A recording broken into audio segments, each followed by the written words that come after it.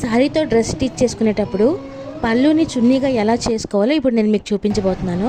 ముందుగా పళ్ళుని తీసుకొని దాన్ని సెంటర్కి 2 భాగాలుగా చేసుకోండి. ఇలా 2 భాగాలుగా కట్ చేసుకోండి. ఇప్పుడు ఆ పళ్ళుని ఒకదాంతో ఒకటి ఇలా అటాచ్ చేసుకోవాల్సి ఉంటుంది. ఇలా ఒకదాంతో జాయింట్ చేసుకోండి.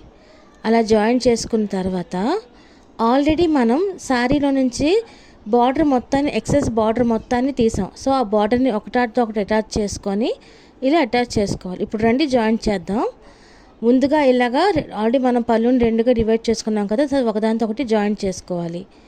దాని మీద ఇంకొక స్టిచ్ కూడా వేసుకోవాలి. సో నీట్గా కనిపిస్తుంది. అప్పుడు ఇలా స్టిచ్ వేసుకున్న తర్వాత ఆల్రెడీ మనం బార్డర్ మొత్తాన్ని ఒకదాంతో ఒకటి అటాచ్ చేసుకొని రెడీగా ఉంచుకోవాలి.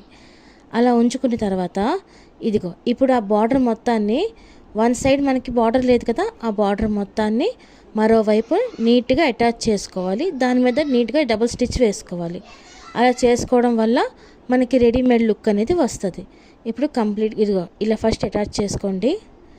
దానిపైన కూడా కంప్లీట్గా అటాచ్ చేసుకోవచ్చు, బట్ నేను కొంచెం వెడల్పుగా రావాలి చున్నీ అని చెప్పి నేను పక్కన అతుకుతున్నాను. మీకు కావాలి అనుకుంటే మీరు చున్నీ మీద ఆ ఫ్యాబ్రిక్ మీదే ఈ బార్డర్ని అటాచ్ చేసుకోవచ్చు. సో ఇలా అటాచ్ చేసుకోండి.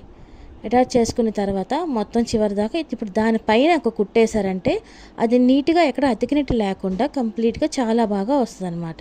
చూసారా, ఇలా కంప్లీట్గా అతికేసుకోవడమే.